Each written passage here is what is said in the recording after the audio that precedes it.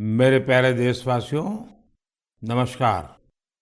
मन की बात यानी देश के सामूहिक प्रयासों की बात, देश की उपलब्धियों की बात, जन जन के सामर्थ्य की बात। मन की बात यानी देश के युवा सपनों, देश के नागरिकों की आकांक्षाओं की बात। मैं पूरे महीने मन की बात का इंतजार करता रहता हूं ताकि आपसे सीधा संवाद कर सकूं। कितने ही सारे संदेश, कितने ही मैसेजेस।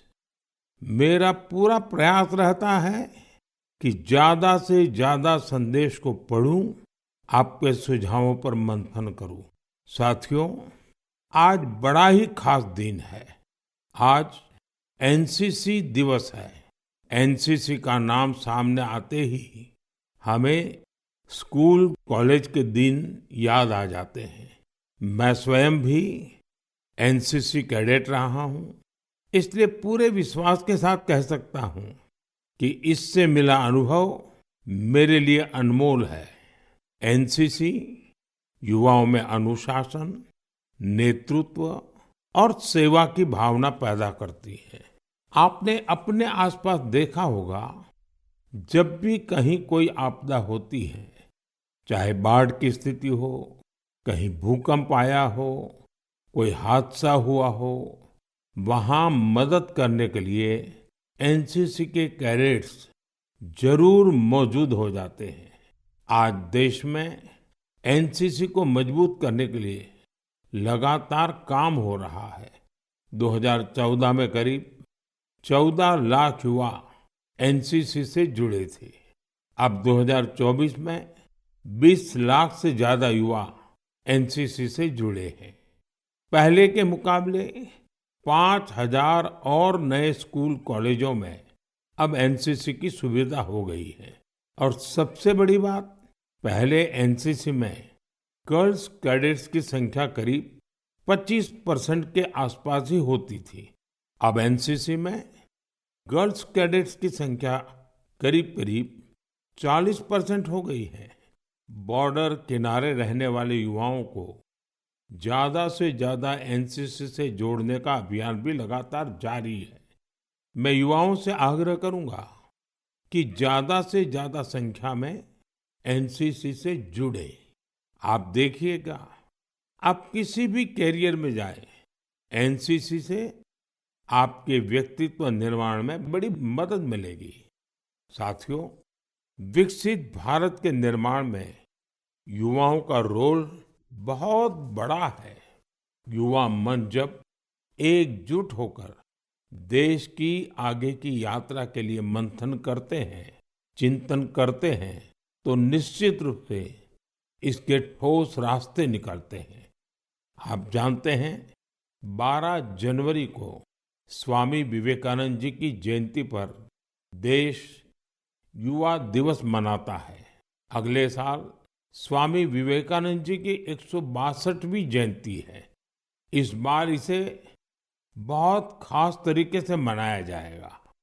इस अवसर पर 11-12 जनवरी को दिल्ली के भारत मंडपम में युवा विचारों का महाकुंभ होने जा रहा है। और इस पहल का नाम है विकसित Bharat young leaders dialogue. Bharat भर से करोड़ों युवा इसमें भाग लेंगे।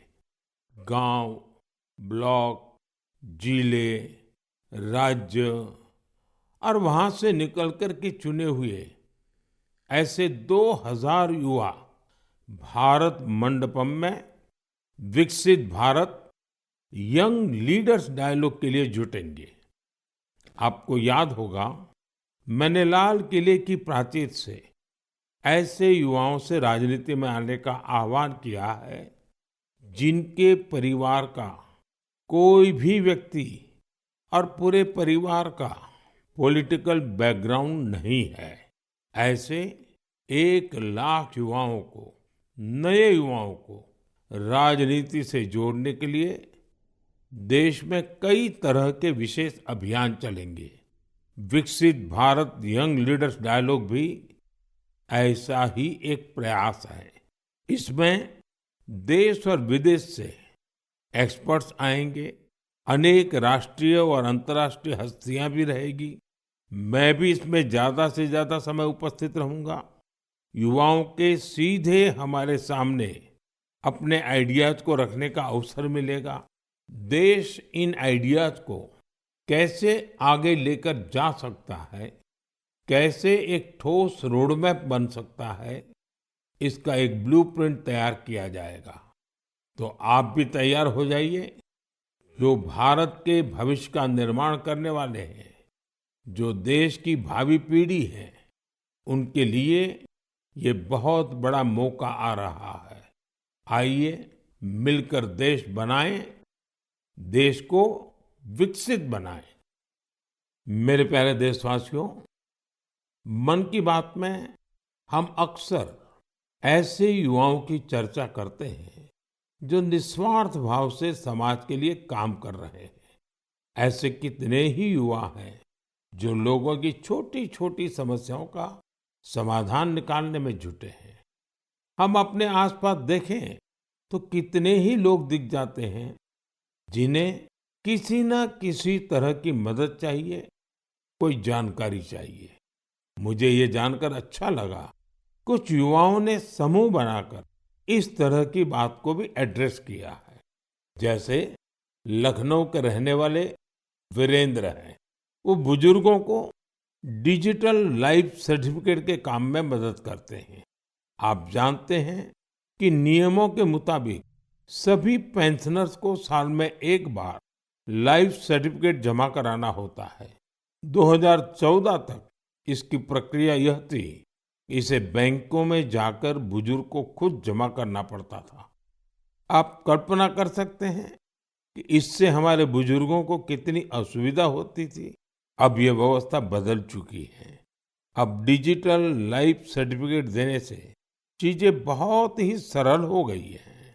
बुजुर्गों को बैंक नहीं जाना पड़ता। बुजुर्गों को टेक्नोलॉजी की वजह से कोई दिक्कत ना आए, इसमें वीरेंद्र जैसे युवाओं की बड़ी भूमिका है। वो अपने क्षेत्र के बुजुर्गों को इसके बारे में जागरूक करते रहते हैं। इतना ही नहीं, वो बुजुर्गों को टैक्स सेवी भी बना रहे हैं। ऐसे ही प्रयासों से आज डिजिटल लाइफ सर्टिफिकेट पाने वालों की संख्या 80 लाख के आंकड़े को पार कर गई है। इनमें से 2 लाख से ज्यादा ऐसे बुजुर्ग हैं जिनकी आयु 80 के भी पार हो गई है। साथियों, कई शहरों में युवा बुजुर्गों को डिजिटल क्रांति में भागीदार बनाने के लिए भी आगे आ रहे हैं। भोपाल के महेश ने अपने मोहल्ले के कई बुजुर्गों को मोबाइल के माध्यम से पेमेंट करना सिखाया है। इन बुजुर्गों के पास स्मार्टफोन तो था, लेकिन उसका सही उपयोग बताने वाला कोई नहीं था। बुजुर्गों को डिजिटल अरेस्ट के खतरे से बचाने के लिए भी युवा आगे आए हैं। अहमदाबाद के राजीव लोगों को डिजिटल अरेस्ट के खतरे से आगाह करते हैं। मैंने मन की बात के पिछले एपिसोड में डिजिटल अरेस्ट की चर्चा की थी। इस तरह के अपराध के सबसे ज्यादा शिकार बुजुर्ग ही बनते हैं। ऐसे में हमारा दायित्व है कि हम उन्हें जागरूक बनाएं और साइबर फ्रॉड से बचने में मदद करें। हमें बार बार लोगों को समझाना होगा कि डिजिटल अरेस्ट नाम का सरकार में कोई भी प्रावधान नहीं है। ये सरासर झूठ, लोगों को फंसाने का एक षड्यंत्र है।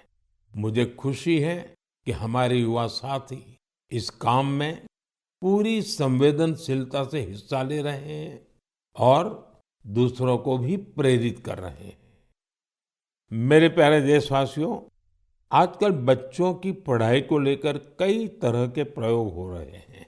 कोशिश यही है कि हमारे बच्चों में क्रिएटिविटी और बढ़े, किताबों के लिए उनमें प्रेम और बढ़े। कहते भी हैं, किताबें इंसान की सबसे अच्छी दोस्त होती हैं। और अब इस दोस्ती को मजबूत करने के लिए लाइब्रेरी से ज्यादा अच्छी जगह और क्या होगी। मैं चेन्नई का एक उदाहरण आपसे शेयर करना चाहता हूँ। यहाँ बच्चों के लिए एक ऐसी लाइब्रेरी तैयार की गई है जो क्रिएटिविटी और लर्निंग का हब बन चुकी है। इसे प्रकृत अरिवगम के नाम से जाना जाता है। इस लाइब्रेरी का आइडिया टेक्नोलॉजी की दुनिया से जुड़े श्रीराम गोपालन जी की देन है। विदेश में अपने काम के दौरान वे लेटेस्ट टेक्नोलॉजी की दुनिया से जुड़े रहे, लेकिन वो बच्चों में पढ़ने और सीखने की आदत विकसित करने के बारे में भी सोचते रहे। भारत लौटकर उन्होंने प्रकृत अरिवगम को तैयार किया। इसमें 3000 से अधिक किताबें हैं जिन्हें पढ़ने के लिए बच्चों में होड़ लगी रहती है। किताबों के अलावा इस लाइब्रेरी में होने वाली कई तरह की एक्टिविटीज भी बच्चों को लुभाती हैं। स्टोरी टेलिंग सेशन हो, आर्ट वर्कशॉप्स हो, memory training classes, robotics lesson या फिर पब्लिक स्पीकिंग, यहाँ हर किसी के लिए कुछ न कुछ जरूर है जो उन्हें पसंद आता है। साथियों, हैदराबाद में फूड फॉर थॉट फाउंडेशन ने भी कई शानदार लाइब्रेरीज बनाई है। इनका भी प्रयास यही है कि बच्चों को ज्यादा से ज्यादा विषयों पर ठोस जानकारी के साथ पढ़ने के लिए किताबें मिले। बिहार में गोपालगंज के प्रयोग लाइब्रेरी की चर्चा तो आसपास के कई शहरों में होने लगी है। इस लाइब्रेरी से करीब 12 गांवों के युवाओं को किताबें पढ़ने की सुविधा मिलने लगी है। साथ ही ये लाइब्रेरी पढ़ाई में मदद करने वाली दूसरी जरूरी सुविधाएं भी उपलब्ध करा रही है। कुछ लाइब्रेरीज तो ऐसी हैं जो प्रतियोगी परीक्षाओं की तैयारी में स्टूडेंट्स के बहुत काम आ रही है। ये देखना वाकई बहुत सुखद है कि समाज को सशक्त बनाने में आज लाइब्रेरी का बेहतरीन उपयोग हो रहा है। आप भी किताबों से दोस्ती बढ़ाइए और देखिए कैसे आपके जीवन में बदलाव आता है। मेरे प्यारे देशवासियों, परसों रात ही मैं दक्षिण अमेरिका के देश गयाना से लौटा हूँ। भारत से हजारों किलोमीटर दूर गयाना में भी एक मिनी भारत बसता है। आज से लगभग 180 वर्ष पहले गयाना में भारत के लोगों को खेतों में मजदूरी के लिए, दूसरे कामों के लिए ले जाया गया था। आज गयाना में भारतीय मूल के लोग राजनीति, व्यापार, शिक्षा और संस्कृति के हर क्षेत्र में गयाना का नेतृत्व कर रहे हैं। गयाना के राष्ट्रपति डॉक्टर इरफान अली भी भारतीय मूल के हैं, जो अपनी भारतीय विरासत पर गर्व करते हैं। जब मैं गयाना में था, तभी मेरे मन में एक विचार आया था, जो मैं मन की बात में आपसे शेयर कर रहा हूँ। गयाना की तरह ही दुनिया के दर्जनों देशों में लाखों की संख्या में भारतीय हैं। दशकों पहले की, 200-300 साल पहले की उनके पूर्वजों की अपनी कहानियां हैं। क्या आप ऐसी कहानियों को खोज सकते हैं कि किस तरह भारतीय प्रवासियों ने अलग अलग देशों में अपनी पहचान बनाई, कैसे उन्होंने वहां की आजादी की लड़ाई के अंदर हिस्सा लिया, कैसे उन्होंने अपनी भारतीय विरासत को जीवित रखा। मैं चाहता हूं कि आप ऐसी सच्ची कहानियों को खोजें और मेरे साथ शेयर करें। आप इन कहानियों को नमो ऐप पर या माय गॉव पर इंडियन डायस्पोरा स्टोरीज के साथ भी शेयर कर सकते हैं। साथियों, आपको ओमान में चल रहा एक एक्स्ट्रा ऑर्डिनरी प्रोजेक्ट भी बहुत दिलचस्प लगेगा। अनेकों भारतीय परिवार कई शताब्दियों से ओमान में रह रहे हैं। इनमें से ज्यादातर गुजरात के कच्छ से जाकर बसे हैं। इन लोगों ने व्यापार के महत्वपूर्ण लिंक तैयार किए थे। आज भी उनके पास ओमानी नागरिकता है, लेकिन भारतीयता उनकी रग रग में बसी है। ओमान में भारतीय दूतावास और नेशनल आर्काइव्स ऑफ इंडिया के सहयोग से एक टीम ने इन परिवारों की हिस्ट्री को प्रिजर्व करने का काम शुरू किया है। इस अभियान के तहत अब तक हजारों डॉक्यूमेंट्स जुटाए जा चुके हैं। इनमें diary, account book, ledgers, letters और टेलीग्राम शामिल है। इनमें से कुछ दस्तावेज तो सन 1838 के भी हैं। ये दस्तावेज भावनाओं से भरे हुए हैं। बरसों पहले जब वो ओमान पहुंचे तो उन्होंने किस प्रकार का जीवन जिया, किस तरह के सुख दुख का सामना किया और ओमान के लोगों के साथ उनके संबंध कैसे आगे बढ़े, ये सब कुछ इन दस्तावेजों का हिस्सा है। ओरल हिस्ट्री प्रोजेक्ट ये भी इस मिशन का एक महत्वपूर्ण आधार है। इस मिशन में वहाँ के वरिष्ठ लोगों ने अपने अनुभव साझा किए हैं। लोगों ने वहाँ अपने रहन सहन से जुड़ी बातों को विस्तार से बताया है। साथियों, ऐसा ही एक ओरल हिस्ट्री प्रोजेक्ट भारत में भी हो रहा है। इस प्रोजेक्ट के तहत इतिहास प्रेमी देश के विभाजन के कालखंड में पीड़ितों के अनुभवों का संग्रह कर रहे हैं। अब देश में ऐसे लोगों की संख्या कम ही बची है जिन्होंने विभाजन की विभीषिका को देखा है। ऐसे में यह प्रयास और ज्यादा महत्वपूर्ण हो गया है। साथियों, जो देश, जो स्थान अपने इतिहास को संजो कर रखता है, उसका भविष्य भी सुरक्षित रहता है। इसी सोच के साथ एक प्रयास हुआ है जिसमें गांवों के इतिहास को संजोने वाली एक डायरेक्टरी बनी है। समुद्री यात्रा के भारत के पुरातन सामर्थ्य से जुड़े साक्ष्यों को सहेजने का भी अभियान देश में चल रहा है। इस कड़ी में लोथल में एक बहुत बड़ा म्यूजियम भी बनाया जा रहा है।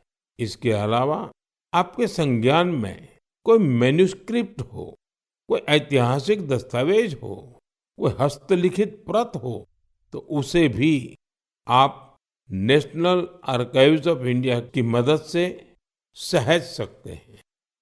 साथियों, मुझे स्लोवाकिया में हो रहे ऐसे ही एक और प्रयास के बारे में पता चला है जो हमारी संस्कृति को संरक्षित करने और उसे आगे बढ़ाने से जुड़ा है।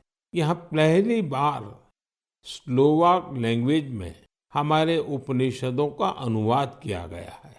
इन प्रयासों से भारतीय संस्कृति के वैश्विक प्रभाव का भी पता चलता है।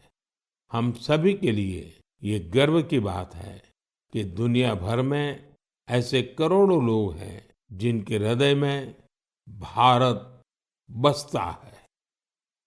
मेरे प्यारे देशवासियों, अब मैं आपसे देश की एक ऐसी उपलब्धि साझा करना चाहता हूं जिसे सुनकर आपको खुशी भी होगी और गौरव भी होगा।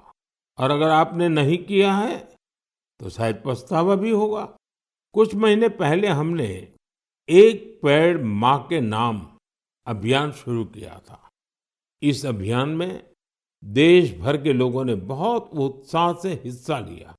मुझे ये बताते हुए बहुत खुशी हो रही है कि इस अभियान ने 100 करोड़ पेड़ लगाने का अहम पड़ाव पार कर लिया है।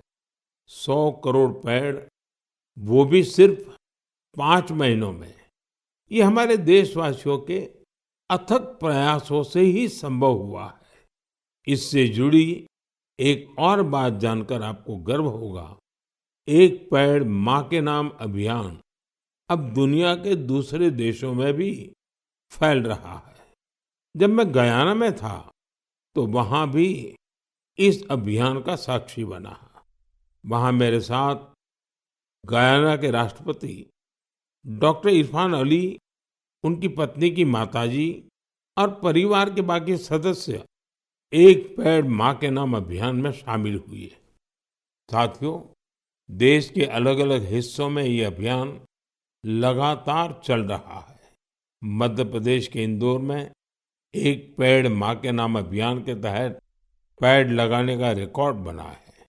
यहाँ 24 घंटे में 12 लाख से ज्यादा पेड़ लगाए गए। इस अभियान की वजह से इंदौर की रेवती हिल्स के बंजर इलाके अब ग्रीन जोन में बदल जाएंगे।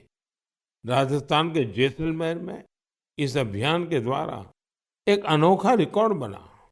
यहाँ महिलाओं की एक टीम ने 1 घंटे में 25,000 पेड़ लगाए। माताओं ने माँ के नाम पेड़ लगाया और दूसरों को भी प्रेरित किया।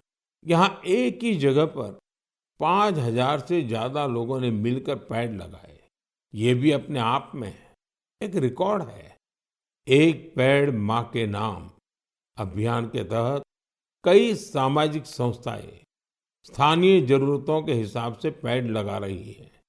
उनका प्रयास है कि जहां पेड़ लगाए जाएं, वहां पर्यावरण के अनुकूल पूरा इकोसिस्टम डेवलप हो।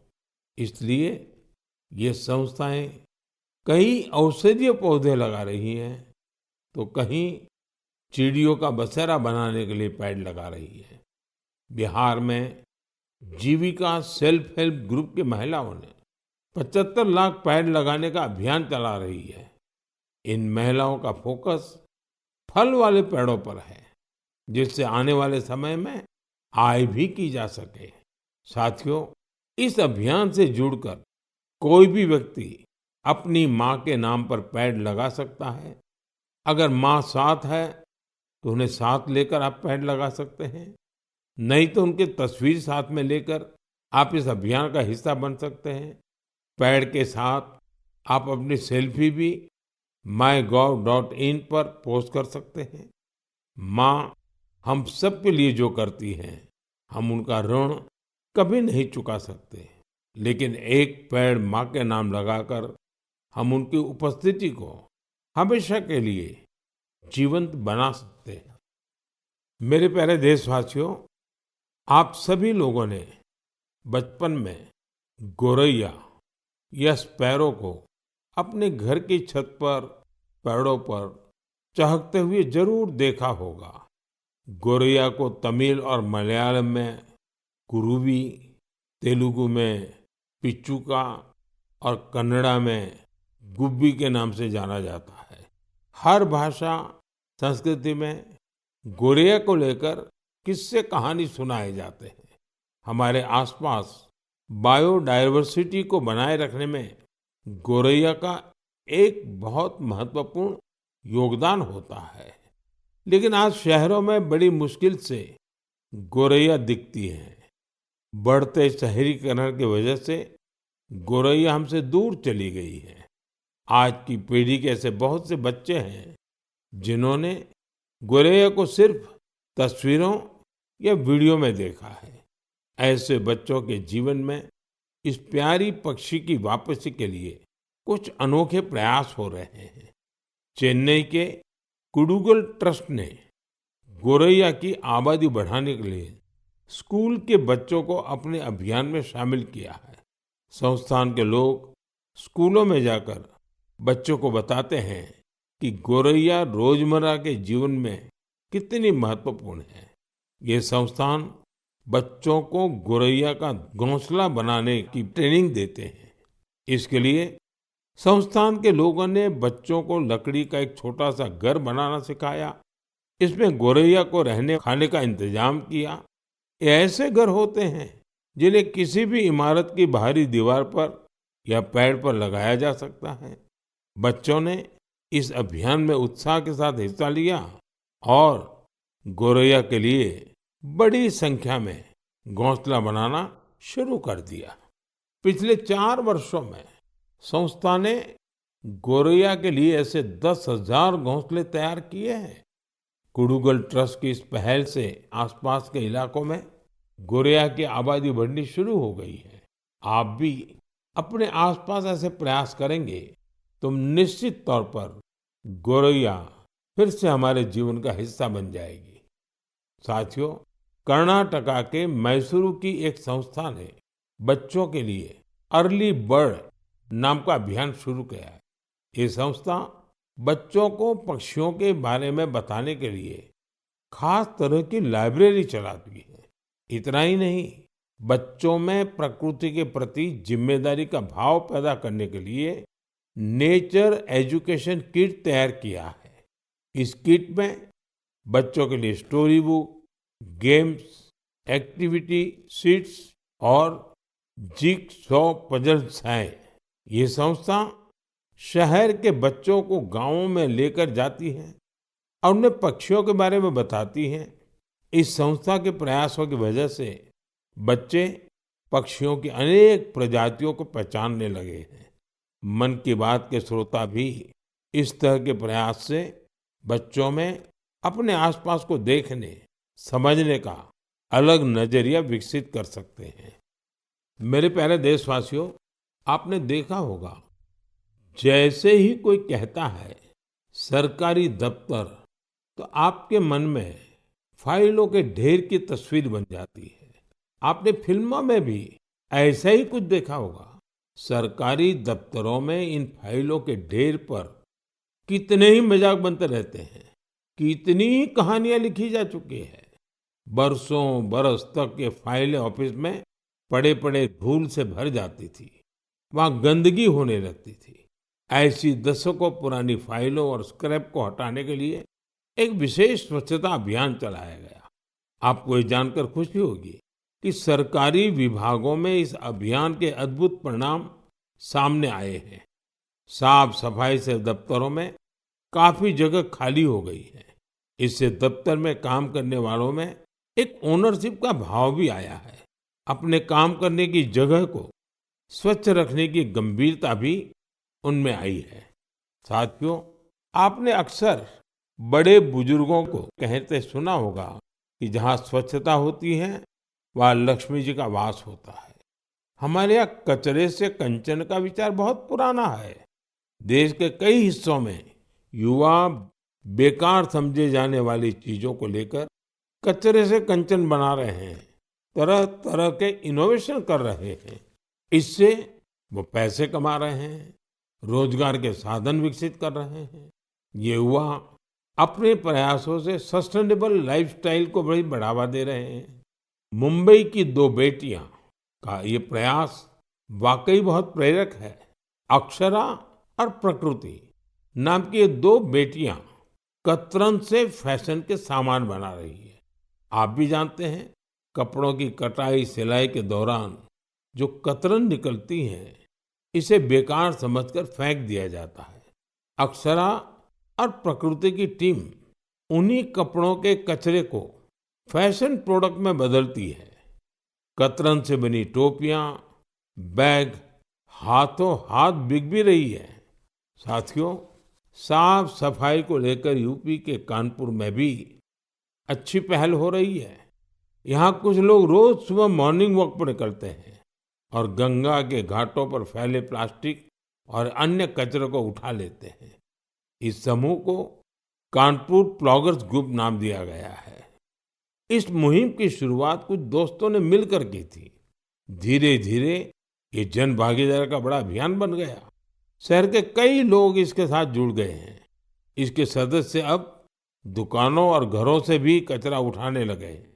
इस कचरे से रिसाइकल प्लांट में ट्री गार्ड तैयार किए जाते हैं। यानी इस ग्रुप के लोग कचरे से बने ट्री गार्ड से पौधों की सुरक्षा भी करते हैं। साथियों, छोटे छोटे प्रयासों से कैसी बड़ी सफलता मिलती है, इसका एक उदाहरण असम की इतिशा भी है। इतिशा की पढ़ाई लिखाई दिल्ली और पुणे में हुई है। इतिशा कॉरपोरेट दुनिया की चमक दमक छोड़कर अरुणाचल की सांगती घाटी को साफ बनाने में जुटी है। पर्यटकों की वजह से वहां काफी प्लास्टिक वेस्ट जमा होने लगा था। वहां की नदी जो कभी साफ थी, वो प्लास्टिक वेस्ट की वजह से प्रदूषित हो गई थी। इसे साफ करने के लिए इतिशा स्थानीय लोगों के साथ मिलकर काम कर रही है। उनके ग्रुप के लोग वहां आने वाले टूरिस्ट को जागरूक करते हैं और प्लास्टिक वेस्ट को कलेक्ट करने के लिए पूरी घाटी में बांस से बने कूड़ेदान लगाते हैं। साथियों, ऐसे प्रयासों से भारत के स्वच्छता अभियान को गति मिलती है।